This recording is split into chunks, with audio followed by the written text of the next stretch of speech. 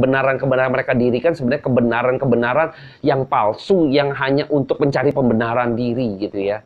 Harap kita tidak menjadi pribadi yang demikian. Kalau kita di dalam hidup kita salah di hadapan Tuhan atau salah di hadapan manusia lain gitu kan, kita punya kesalahan orang, jangan cari pembenaran dengan menyalahkan situasi kan, menyalahkan yang lain lah, menyalahkan balik gitu kan. Sering kali ini terjadi gitu ya. Sebenarnya kita sedang mencari pembenaran kalau demikian adanya. Dan saya berharap kita belajar dari kebenaran firman Tuhan. Jangan pernah mencari pembenaran diri gitu ya, dengan mendirikan kebenaran lain gitu. Hati-hati.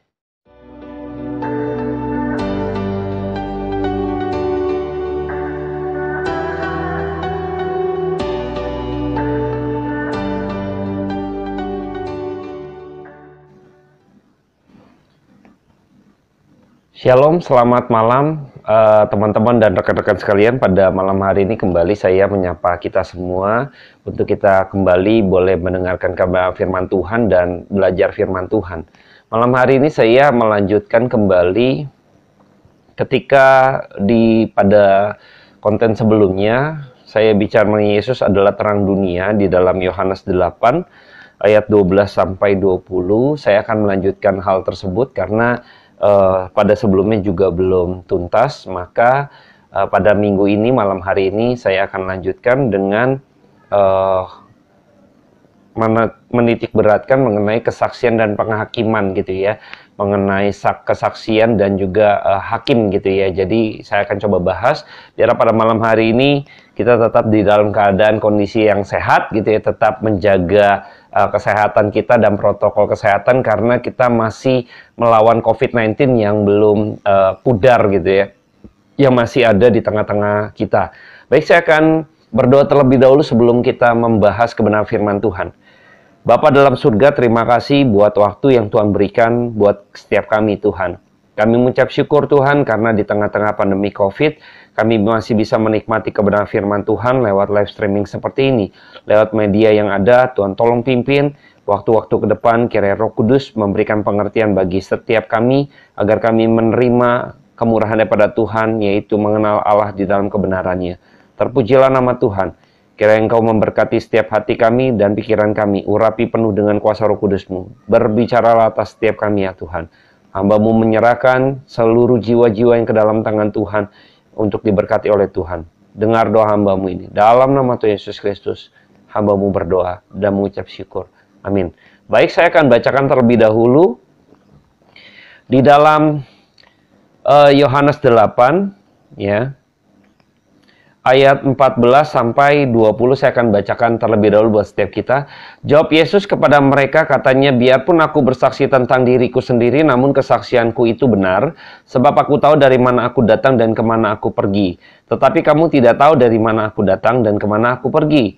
Kamu menghakimi menurut ukuran manusia, aku tidak menghakimi seorang pun. Dan jikalau aku menghakimi, maka penghakimanku itu benar. Sebab aku tidak seorang diri, tetapi aku bersama dengan Dia yang mengutus aku. Dan dalam kitab Tauratmu ada tertulis, bahwa kesaksian dua orang adalah sah. Akulah yang bersaksi tentang diriku sendiri, dan juga Bapa yang mengutus aku bersaksi tentang aku.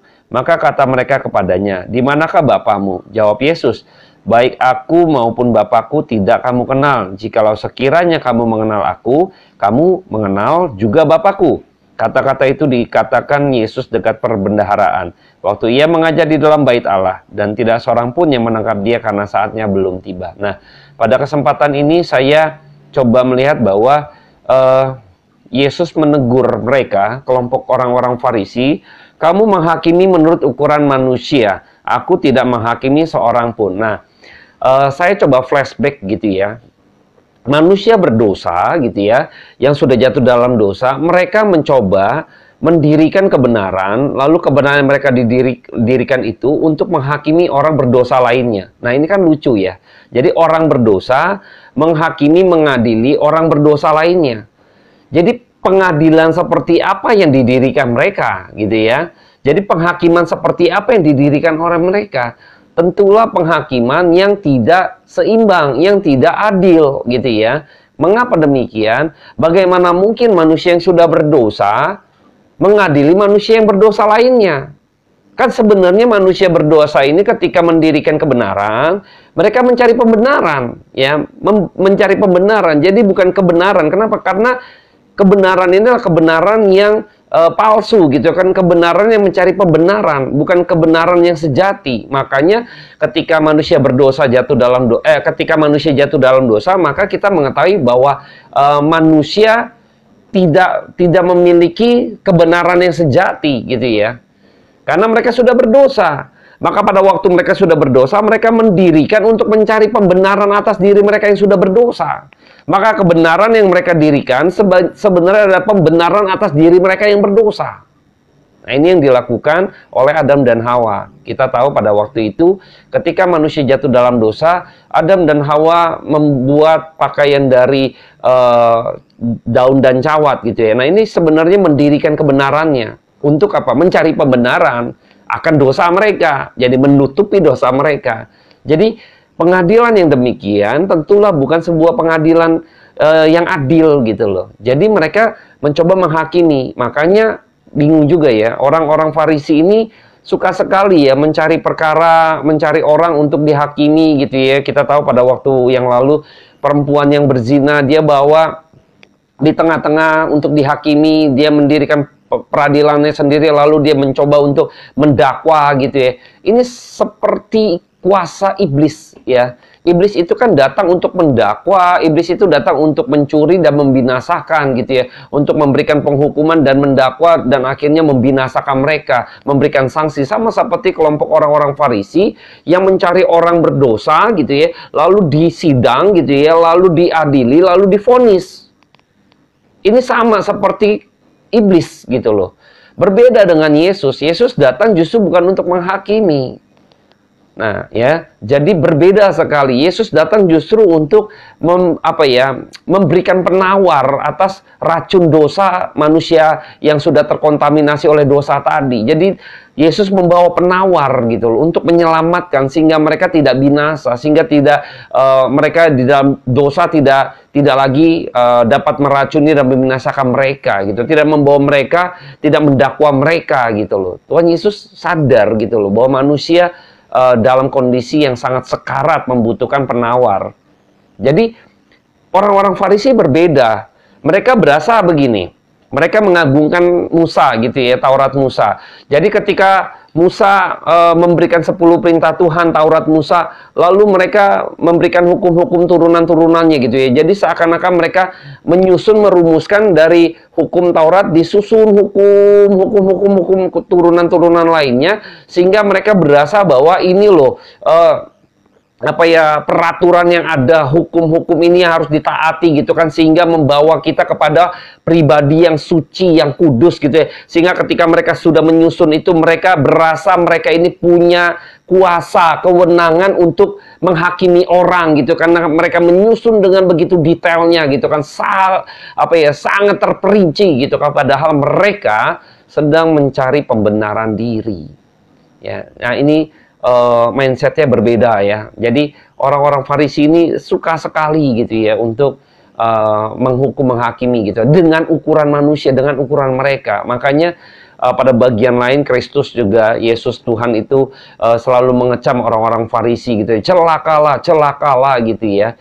Memberikan satu peringatan keras gitu kan kepada mereka, karena mereka seringkali ada istilah tajam ke bawah, tumpul ke atas. Nah, ini di seluruh dunia ya, peradilan dunia ini demikian konsepnya ya.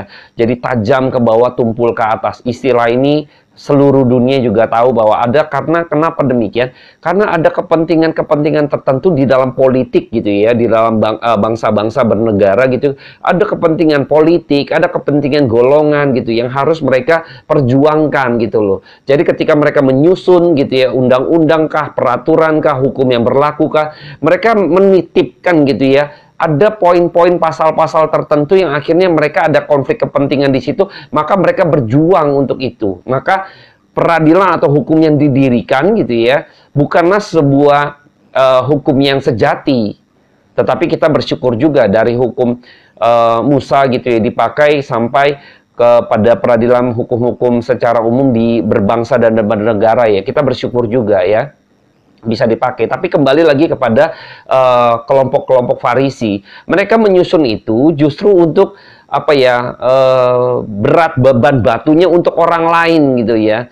Sendirinya mereka tidak tersentuh. Mereka berasa bahwa mereka tuh spesial, yang berbeda, sehingga tidak berlaku atas mereka. Kalaupun itu berlaku pun mereka menutupi dengan rapat-rapat gitu kan, kemunafikan mereka penuh dengan kepalsuan mereka gitu ya. Jadi seolah-olah ini mereka yang memiliki satu kewenangan gitu, yang lebih kompatibel gitu kan untuk melakukan persidangan atau menghakimi, karena mereka yang telah menentukan dan mereka yang menjalankan itu, seolah-olah mereka ini adalah Tuhan. Nah, ini celakanya. Ketika manusia jatuh dalam dosa, makan buah pengetahuan yang baik dan jahat gitu ya, engkau akan mengetahui apa yang baik dan jahat ya. Iblis lewat ular itu berkata, justru engkau akan seperti Allah, tahu yang baik dan jahat. Nah, disinilah kita lihat munculnya kelompok-kelompok seperti ini, munculnya agama ya, isme-isme. Mereka menyusun, jadi mereka yang menentukan yang mana yang baik, yang mana yang jahat, yang mana yang buruk, yang mana yang benar. Mereka yang susun semua. Bayangkan, yang menyusun ini adalah manusia yang berdosa. Jadi bagaimana mungkin gitu ya, yang disusun oleh manusia berdosa untuk menghakimi manusia berdosa lainnya, untuk menentukan manusia berdosa lainnya, sedangkan yang buat pun manusia berdosa. Jadi aneh gitu loh. Nah, ini udah orang-orang Farisi nggak sadar di situ gitu. Mereka begitu degil hatinya gitu ya. Mereka mengagungkan Musa, padahal Taurat itu diturunkan ketika manusia berdosa.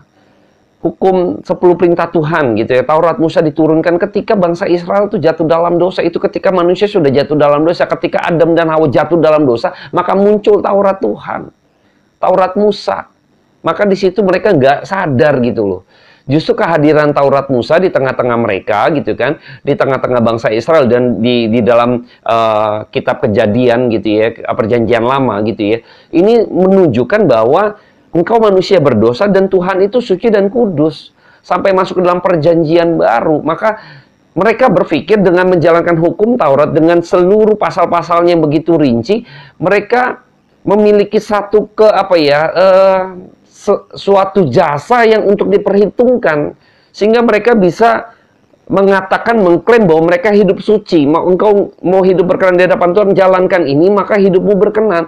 Padahal hukum Taurat itu untuk membuktikan bahwa kamu ini manusia berdosa. Sampai kapanpun engkau manusia berdosa. Ini seperti ronsen daripada dokter gitu loh. Kita nggak bisa rubah hasil ronsen gitu loh.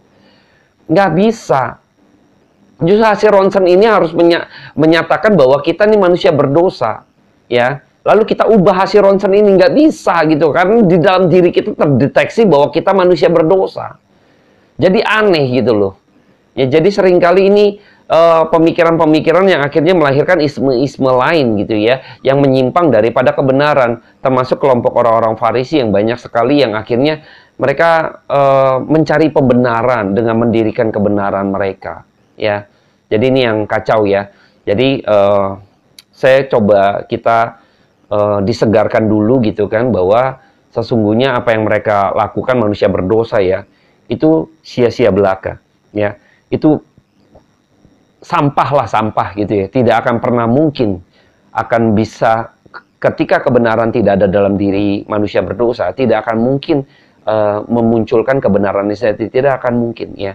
Yang ada hanya kebenaran palsu yang sebenarnya mencari pembenaran diri untuk menutupi dosa mereka. Ya, ini sampah gitu ya. Dan saya coba bacakan kembali di dalam Yohanes 5. Jadi ketika di dalam ayat yang sudah saya bacakan, itu bukan pertama kali Yesus berdebat atau berargumen dengan orang-orang Farisi ya. Sebelumnya juga sudah di dalam Yohanes 5, saya akan kutip saja ketika Yesus bersaksi tentang dirinya ya. Saya akan kutip dalam Yohanes 5 ayat 30 sampai ayat 40. Saya akan bacakan buat setiap kita ya. Aku tidak dapat berbuat apa-apa dari diriku sendiri. Aku menghakimi sesuai dengan apa yang aku dengar, dan penghakimanku adil, sebab aku tidak menuruti kehendakku sendiri, melainkan kehendak Dia yang mengutus aku. Kalau aku bersaksi tentang diriku sendiri, maka kesaksianku itu tidak benar. Ada yang lain yang bersaksi tentang aku dan aku tahu bahwa kesaksian yang diberikan tentang aku adalah benar. Kamu telah mengirim utusan kepada Yohanes dan ia telah bersaksi tentang kebenaran. Tetapi aku tidak memerlukan kesaksian dari manusia. Namun aku mengatakan hal ini supaya kamu diselamatkan. Ia adalah pelita yang menyala dan bercahaya dan kamu hanya mau menikmati seketika saja cahaya itu. Tetapi aku mempunyai suatu kesaksian yang lebih penting daripada kesaksian Yohanes, yaitu segala pekerjaan yang diserahkan Bapa kepadaku, supaya aku melaksanakannya. Pekerjaan itu juga yang kukerjakan sekarang, dan itulah yang memberi kesaksian tentang aku, bahwa Bapa yang mengutus aku. Bapa yang mengutus aku, dialah yang bersaksi tentang aku. Kamu tidak pernah mendengar suaranya, rupanya pun tidak pernah kamu lihat. Dan firman-Nya tidak menetap di dalam dirimu, sebab kamu tidak percaya kepada Dia yang mengutusnya. Kamu menyelidiki kitab-kitab suci, sebab kamu menyangka bahwa olehnya kamu mempunyai hidup yang kekal. Tetapi walaupun kitab-kitab suci itu memberi kesaksian tentang aku, namun kamu tidak mau datang kepadaku untuk memperoleh hidup itu. Dan lucu ya, mereka, saya akan ulas satu-satu ya, capture dulu. Aku tidak dapat berbuat apa-apa dari diriku sendiri. Aku menghakimi sesuai dengan apa yang aku dengar dan penghakimanku adil sebab aku tidak menuruti kehendakku sendiri melainkan kehendak Dia yang mengutus aku. Nah, ini menunjukkan bahwa kalau yang tadi Yohanes 8 yang ayat yang ke-16, dan jikalau aku menghakimi maka penghakimanku itu benar sebab aku tidak seorang diri, tetapi aku bersama dengan Dia yang mengutus aku. Jadi artinya gini, kalau Tuhan menghakimi, Dia menghakimi bukan maunya Dia sendiri, ya, bukan maunya diri Dia sendiri. Yang pertama, kalau Yesus pun yang punya hak menghakimi adalah Yesus, karena Dia adalah orang yang tidak berdosa, gitu ya. Dia adalah kebenaran itu sendiri. Dia adalah Allah, gitu ya, yang memiliki hak dan kewenangan pastinya, gitu ya. Nah, yang harus menghakimi justru adalah Yesus sebagai oknum kedua daripada Allah Tritunggal, ya. Waktu Tuhan menghakimi, Yesus menghakimi, penghakimannya ini adil dan benar karena Dia adalah kebenaran dan Dia tidak menurut kehendak diri Dia, ya, tapi kehendak Bapa. Artinya penghakiman Yesus adalah penghakiman yang otentik atau objektif, gitu ya, bukan mau-maunya Dia. Sedangkan kelompok orang Farisi ini menghakimi mau-maunya Dia, gitu ya. Jadi semaunya manusia berdosa tadi, karena dengan ukuran manusia, ketika mendirikan kebenaran atas kebenarannya sendiri, atas setiap peradilan atau penghakiman, gitu ya, ini kan yang dibuat oleh mereka sendiri, manusia berdosa. Jadi sudah barang tentu ukuran manusia berdosa ini waktu menghakimi pastilah ukuran manusia yang sifatnya juga subjektif, maunya mereka, keinginan pribadi, subjektivitasnya sangat tinggi, gitu loh. Berbeda dengan Yesus, gitu loh. Bukan karena keinginannya Dia, bukan kehendak pribadinya, tetapi kehendak Allah Bapa, gitu ya. Ini otentik sekali, gitu ya. Jadi berbeda sekali penghakiman di sini. Nah, ketika juga bicara kesaksian, Tuhan Yesus juga di dalam pribadi, kalau sendiri saya bicara gitu kan, disangka ya nggak percaya, tapi harus ada orang lain. Ya kalau dua orang bersaksi itu sah, karena adalah Bapa gitu yang bersaksi. Saya juga heran ya, mereka itu emang ingin menjatuhkan Yesus ya, makanya manusia berdosa ini ingin sekali waktu mereka menghakimi, ingin menjatuhkan orang lain, untuk mendakwa orang lain, untuk menyeret orang lain. Mereka sukanya begitu, gitu kan. Main hukum tuh untuk demikian, gitu. Dan ini, apa ya, lucu ya. Mereka tuh benar-benar, padahal mereka dengar kesaksian Yohanes. Tadi sudah kita baca ya. Yohanes bersaksi, dia mau dengar, gitu ya.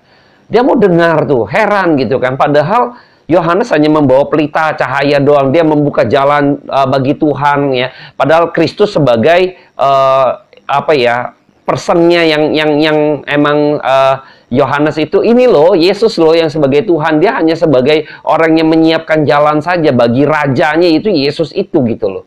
Heran, Kristus yang adalah yang sering dibicarakan gitu kan oleh Yohanes, mereka nggak mau tahu, gitu loh. Dan mereka menyelidiki kitab suci, kitab para nabi, berbicara mengenai Kristus yang akan datang itu, dan sekarang sudah hadir, dan mereka tidak mau juga untuk diyakinkan, gitu ya. Heran ya, karena sudah ada kepentingan pribadi untuk menyingkirkan Kristus. maka mereka sudah dibutakan ini, mereka sudah bebal, mereka sudah mata mereka sudah buta gitu, tidak bisa melihat yang benar, tidak bisa melihat yang mana secara jernih gitu ya. Mereka sudah dibutakan. Kasihan sekali sebenarnya orang-orang Farisi. Bayangkan ya, mereka yang studi kitab suci, mereka baca-baca, mereka nggak ngerti, mereka nggak mau diyakinkan gitu. Kenapa? Karena ada hati yang begitu keras untuk mau menjatuhkan, niatnya, motifnya udah mau menyingkirkan Yesus. Kasihan sekali orang-orang seperti ini ya. Jadi saya melihat orang-orang Farisi ini ketika belajar firman justru malah nggak mengerti firman. Nah ini kembali lagi kepada kemurahan Tuhan ya. Harap kita menjadi pribadi yang akhirnya belajar firman dan mau tunduk lembut hati untuk benar-benar bisa hidup mengerti akan kebenaran dan kita hidup seturut dengan apa yang benar gitu ya. Jangan seperti orang Farisi mengeraskan hati, justru ingin melawan dengan kebenaran yang dia dirikan sendiri, melawan Kristus yang adalah kebenaran sejati. Akan bentur, akan hancur sebenarnya mereka sendiri ya. Nah ketika saya melihat kembali bahwa Bapa mengutus aku gitu ya, dialah yang bersaksi tentang aku ya. Kamu tidak pernah mendengar suara, rupanya pun tidak pernah kamu lihat, dan firman-Nya tidak menetap di dalam dirimu, sebab kamu tidak percaya kepada Dia yang diutusnya. Seringkali kita tahu bahwa pada waktu Tuhan Yesus dibaptis, kita bisa melihat penggambaran Allah Tritunggal itu tergambar ya, tergambar ketika Tuhan Yesus dibaptis. Saya coba akan kutip saja di dalam Matius keempat ya, Matius 3, maaf ya, Matius 3, ketika itu Yohanes Pembaptis membaptis Yesus ya. Di situ juga ada banyak orang Farisi dan orang Saduki juga untuk datang mau dibaptis gitu ya. Saya akan kutip saja di dalam Matius 3 ayat ke-13 sampai ke-17 ya. Maka datanglah Yesus dari Galilea ke Yordan kepada Yohanes untuk dibaptis olehnya. Tetapi Yohanes mencegah dia, katanya, akulah yang perlu dibaptis olehmu, oleh Yesus. Sebenarnya aku nih yang perlu dibaptis gitu ya. Dan engkau yang datang kepadaku. Lalu Yesus menjawab, katanya kepada Yohanes, biarlah hal ini itu terjadi, karena demikianlah sepatutnya kita menggenapkan seluruh kehendak Allah. Nah ya, seluruh kehendak Tuhan. Jadi Kristus datang pun untuk memenuhi kehendak Allah gitu ya, kehendak Bapa. Dan Yohanes pun menurutinya. Sesudah dibaptis, Yesus segera keluar dari air, dan pada waktu itu juga langit terbuka, dan ia melihat Roh Allah seperti burung merpati turun ke atasnya. Roh Kudus ya, Allah, oknum ketiga Allah. Lalu terdengar suara dari surga yang mengatakan, inilah anakku yang kukasih, kepadanya Allah aku berkenan. Oknum pertama Allah Tritunggal. Waduh, ini penggambaran yang menarik. Yesus sebagai oknum kedua daripada Allah. Tadi ada turun Roh Kudus, oknum ketiga daripada Allah, dan suara dari surga itu oknum pertama dari Allah Tritunggal. Di sini kita bisa melihat Allah Tritunggal tergambar dengan sangat jelas. Bayangkan, di situ juga ada orang-orang Farisi dan orang-orang Saduki. Mereka menyaksikan juga ya, herannya. Mereka meneliti gitu kan kitab suci bicara semua bermuara kepada Kristus yang akan datang, sedangkan Kristus yang akan datang sedang berbicara dengan mereka, bersaksi bahwa aku adalah terang dunia, aku adalah terang hidup. Mereka nggak terima gitu loh. Heran ya. Nah, saya akan kutip lagi dalam Yohanes 5, ayat yang ke-41 ya, 41 sampai 47. Ini menarik juga ya, saya akan bacakan. Aku tidak memerlukan hormat bagi manusia, tetapi tentang kamu memang aku tahu bahwa di dalam hatimu kamu tidak mempunyai kasih akan Allah. Aku datang dalam nama Bapakku dan kamu tidak menerima aku. Jikalau orang lain datang atas namanya sendiri, kamu akan menerima dia. Bagaimanakah kamu dapat percaya, kamu yang menerima hormat seorang dari yang lain dan yang tidak mencari hormat yang datang daripada Allah yang Esa? Jangan kamu menyangka bahwa aku akan mendakwa kamu di hadapan Bapa. Yang mendakwa kamu adalah Musa. Nah, ya, nanti Musa yang akan mendakwa mereka. Yaitu Musa yang kepadanya kamu menaruh pengharapanmu. Sebab jikalau kamu percaya kepada Musa, tentu kamu akan juga percaya kepadaku. Sebab ia telah menulis tentang aku. Musa menulis tentang Kristus, ya. Tetapi jikalau kamu tidak percayakan apa yang ditulisnya, bagaimanakah kamu akan percaya akan apa yang kukatakan? Nah, bayangkan ya. Mereka mengagungkan Musa. Bukan saya yang akan mendakwa kamu, tetapi Musa. Engkau banggain Musa gitu kan. Musa akan mendakwa kamu. Kenapa? Karena Musa menulis tentang aku dan kamu gak percaya. Bayangkan ya. Bayangkan gitu ya. Orang belajar, orang Farisi gitu ya, belajar gitu ya. Justru malah mereka disesatkan. Karena itu dia ya, waktu mereka belajar, ada motif mereka untuk kepentingan-kepentingan diri, mencari pembenaran. Ada motif-motif lain, kita banyak sekali gitu ya, bahwa ada politik dagang gitu ya, di bait suci mendirikan biar persembahan gitu kan, beli saja di sana gitu kan, padahal jauh harga lebih mahal dan lain sebagainya. Kita banyak lah tentang, kalau kita mau lihat, karena ada kepentingan itu sendiri.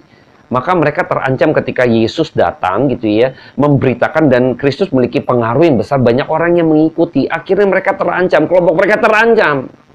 Bayangkan ya, mereka ingin menyingkirkan Kristus. Mereka terus berjuang untuk menyingkirkan Kristus. Bayangkan betapa manusia berdosa ketika mendirikan kebenaran. Manusia berdosa mendirikan kebenaran, itu sebenarnya sia-sia belaka. Ya, tetapi itulah caranya mereka gitu loh. Mereka pikir mereka menang ketika Kristus harus mati di kayu salib. Justru mereka juga, ada kelompok orang Farisi juga justru yang tahu. Mengapa saya bilang tahu bahwa Yesus akan bangkit? Buktinya apa? Pada waktu pada waktu itu para pengawal yang menjaga kuburan Yesus gitu ya, itu perlu dijaga gitu ya, perlu dijaga. Dan ketika itu ada laporan, mereka justru memiliki skandal untuk menutupi jejak itu. Mereka yang tahu sebenarnya, ya. Mereka khawatir sampai-sampai mereka jaga itu kuburan, ya. Mereka punya opsi lain.